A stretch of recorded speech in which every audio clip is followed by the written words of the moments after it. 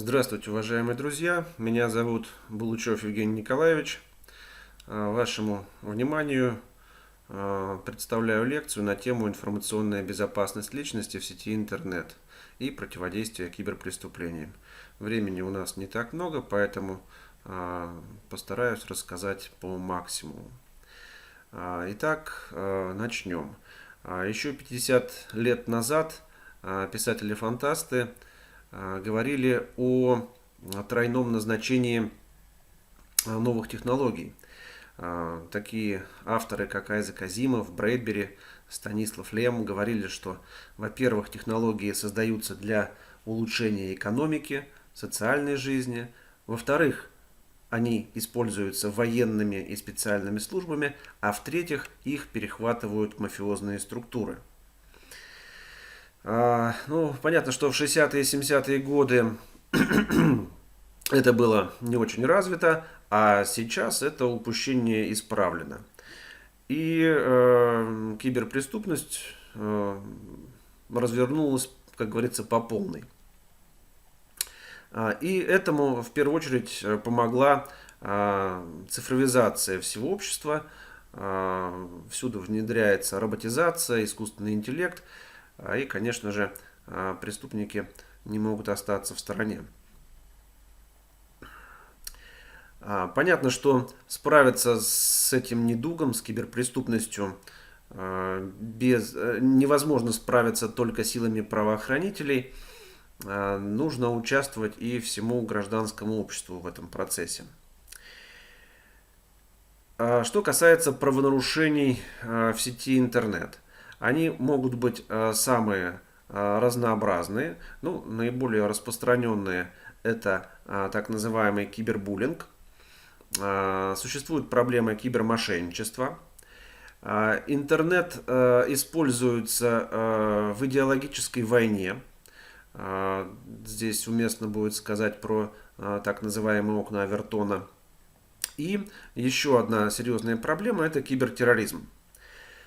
Рассмотрим разновидности вредной информации.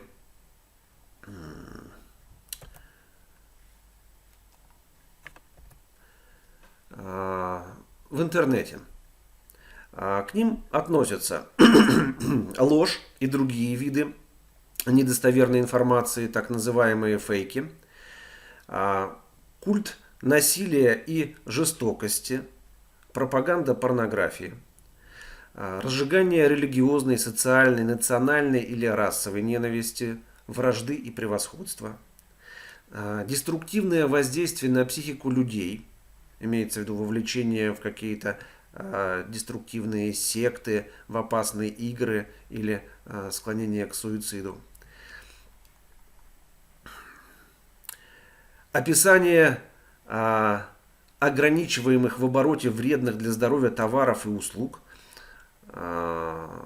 оскорбление, то есть уже упомянутый ранее буллинг, информация, которая наносит вред здоровью и нравственному духовному развитию детей, ненадлежащая реклама и другие. В данной лекции мы не ставим целью рассмотреть все угрозы, исходящие от информации, размещаемой в интернете. Наиболее какие-то опасные, наиболее вредные мы рассмотрим. И начнем мы, конечно же, с такого явления, как кибербуллинг. Как уже сказано было ранее, информационная среда у нас существенно, так скажем, развернулась, увеличилась. И в связи с этим опасность быть подвергнутым преследованию, травле в киберпространстве стала гораздо выше, чем это было раньше, когда интернет, так скажем, был в редкости или отсутствовал вовсе.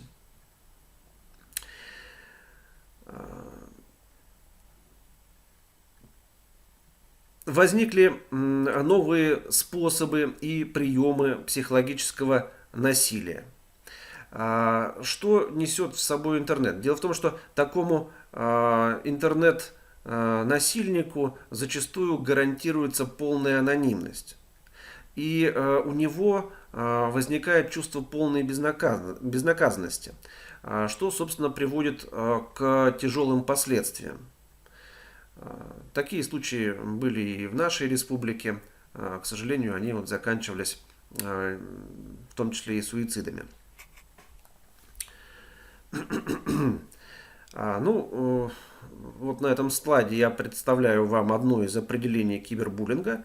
Оно было сделано Российской ассоциацией электронных коммуникаций. И значит, под кибербуллингом понимаются агрессивные, умышленные, повторяющиеся и продолжительные во времени действия, совершаемые группой лиц или одним лицом с использованием электронных форм контакта в отношении жертвы, которой трудно защитить себя.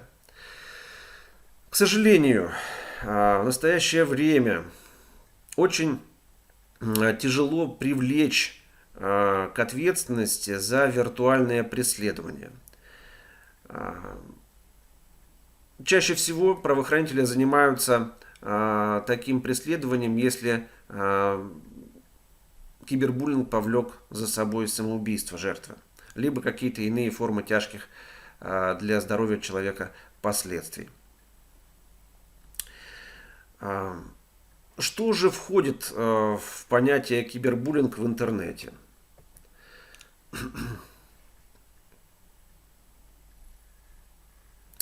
Как видите, лидирующую позицию в списке поводов для травли в интернете стали внешность и личностные особенности человека. Потом идут увлечения и хобби, сексуальная ориентация и национальная принадлежность. Опасность кибербуллинга обусловлена тем, что жертва всегда остается один на один с проблемой. Во-вторых, преследование ведется группой, а не одним человеком. И третий элемент опасности, то что взрослые, как правило, не видят причин для беспокойств и остаются вне зоны конфликта. Очень, к сожалению, редкий случай, когда дети обращаются к взрослым, к родителям, к учителям за помощью в случае совершения в отношении них киберпреследования. От себя могу сказать, что если взрослые смотрят нашу лекцию, уважаемые взрослые, будьте внимательны к своим детям, актуализируйте их знания и не позволяйте проблемам скапливаться подобно снежному кому. Можно ли дать какие-то советы, как уберечься от кибербуллинга? Да. Во-первых,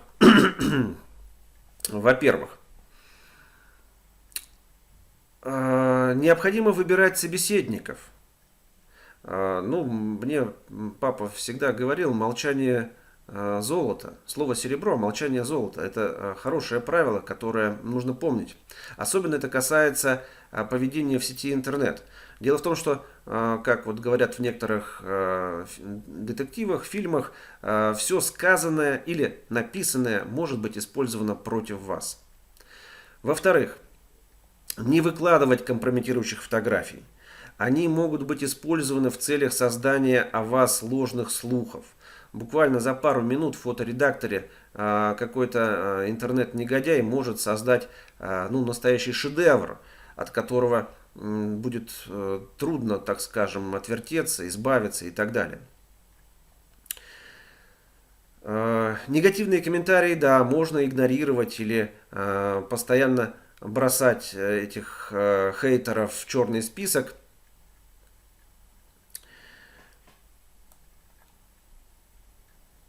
А можно изначально не дать повод общественности обсуждать вас, думать о вас плохо. В-третьих, никогда не оправдываться. Если вы оправдываетесь, вы делаете ситуацию только хуже. Тролли и хейтеры, они стремятся как можно быстрее выбить вас из колеи и заставить погрязнуть в собственных аргументах. Необходимо удалять комментарии, блокировать пользователей, ну и ограничивать доступ к своей странице. Четвертое правило. Не верить угрозам. Кибербуллинг может сопровождаться угрозами, сетевым преследованием, домогательством. Но, как правило, в число ненавистников всегда попадают люди, с которыми выяснять отношения нет смысла.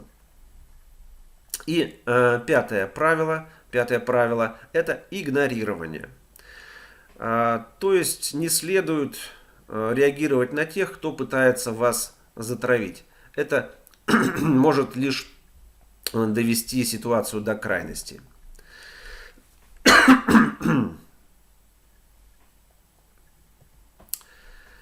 Что касается правовых мер противодействия кибербуллингу.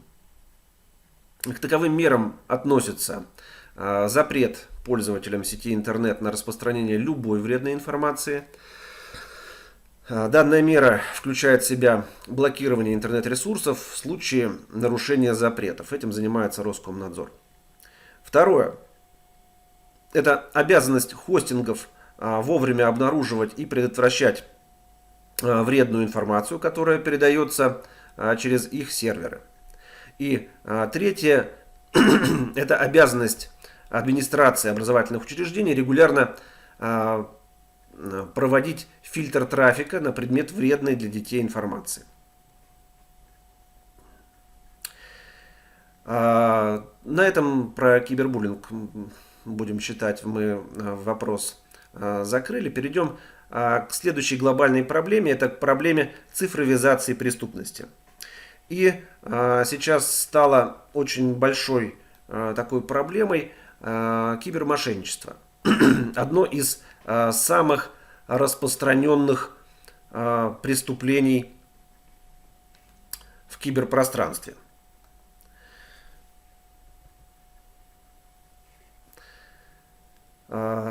Интернет-мошенничество попадает под статью 159.6 Уголовного кодекса Российской Федерации. Называется статья «Мошенничество в сфере компьютерной информации». Отечественный рынок электронных платежей стремительно развивается, и вместе с ним растет число интернет-махинаций. Сразу же хочу сказать, что, к сожалению, раскрываемость в этой сфере она остается очень низкой по сравнению с раскрываемостью других преступлений. Почему? Потому что и пострадавшие редко сообщают о случившемся в правоохранительные органы, и, во-вторых, люди долгое время не понимают, что стали жертвами преступлений. Ну и по ряду других причин раскрывать такие преступления сложно. Ну вот сейчас выведу на слайд некие статистические данные, которые вы можете посмотреть. Ну, собственно, я озвучивать их не буду ввиду отсутствия времени. Можете заскриншотить этот момент и потом самостоятельно почитать данные статистики.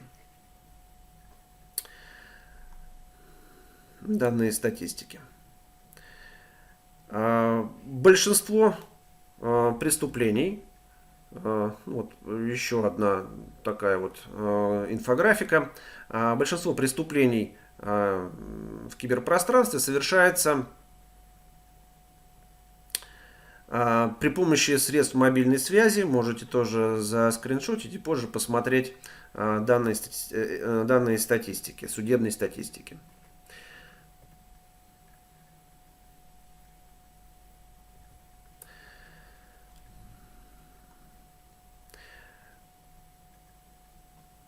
Каким образом совершаются кибермошенничества? Да? Есть несколько достаточно распространенных способов. Один из наиболее распространенных — это когда вам приходит какое-то сообщение ВКонтакте, в Одноклассниках, в Facebook, где один из ваших друзей пишет в личку сообщение с просьбой одолжить ту или иную сумму денег. На самом деле по ту сторону экрана, как правило, находится злоумышленник, который взломал страницу вашего друга и пытается выцегонить у вас деньги. Чтобы не попасться на эту удочку, нужно всегда перезванивать своим знакомым, удостовериться, что просьбу озвучивает именно он, прежде чем переводить свои деньги. Но, к сожалению, на эту уловку попадаются даже очень знаменитые люди.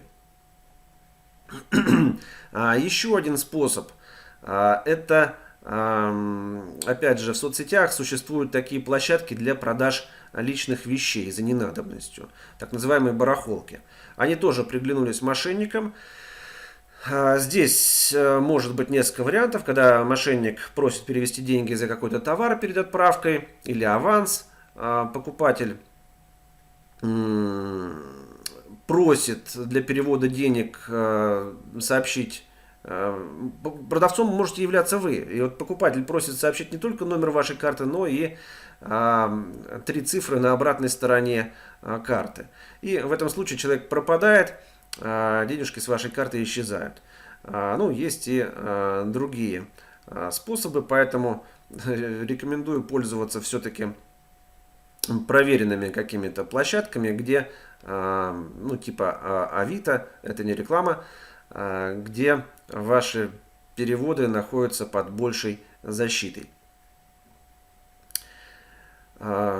Также, может быть, при получении посылок вместо заказанного вами товара может оказаться камень или какой-нибудь, не знаю, там, календарик, например, да? Поэтому нужно быть очень осторожным. Еще один распространенный способ – это так называемая помощь в оформлении кредитов. Тоже мошенническая схема, где человеку предлагают заплатить небольшую сумму, ну, некоторую сумму для проверки его кредитной истории и для улучшения кредитной истории, чтобы ему наверняка дали кредит. Сразу же скажу, что не покупайтесь на эти уловки, никто не сможет вам улучшить кредитную историю, если она у вас плоха. Банки четко это отслеживают, поверьте мне, улучшить кредитную историю невозможно. Еще один из распространенных способов обмана – это, ну, сообщение о неком таком хитром способе, необычном открытии, которое сделал человек. Если перевести там с Киви кошелька какую-то сумму на Яндекс или там WebMoney, то обратно они возвращаются в удвоенном размере. Ну и хитрость мошенника заключается в том, что действительно вы переводите там 100 рублей, возвращается 200, потом 200 возвращается 400, на какой-то момент человек решается перевести большую сумму, удостоверившись, что эта схема работает, отправляет там, например, 10 или 50 тысяч рублей, и, конечно же, ему уже ничего не возвращается. У этой схемы есть некоторый риск, потому что мошенники тоже все-таки как-то в ответочку переводят денежки, но, так скажем, и на этот счет у них есть свои способы вернуть обратное. И самый, наверное, аморальный такой способ кибермошенничества – это когда в интернете появляется душераздирающая история о борьбе маленького человечка, ребеночка за жизнь. Время идет на часы, срочно необходимы дорогие лекарства, операция за границей, просят оказать помощь. И, конечно же, добродушные, добросердечные наши сограждане переводят деньги мошенникам. Поэтому, пожалуйста, звоните по телефонам, проверяйте документы, а лучше, если вы хотите оказать кому-то помощь, делать это персонально, либо через проверенные благотворительные организации. Ну, про письма о том, что вы вдруг стали счастливым обладателем многомиллионного наследства, я думаю, что рассказывать не стоит. Это такая устаревшая схема, поэтому надеюсь, что вы на нее не купитесь. Ну, собственно, время у нас подошло к концу. Я рассмотрел два аспекта, связанные с безопасностью в сети интернет, связанные с травлей, с кибербуллингом и с интернет-мошенничеством. Спасибо за внимание. Надеюсь, при следующих наших встречах я расскажу вам более подробно о других способах защитить себя в сети интернет. Будем считать, это была часть первая. Спасибо за внимание. До свидания. Всего вам доброго.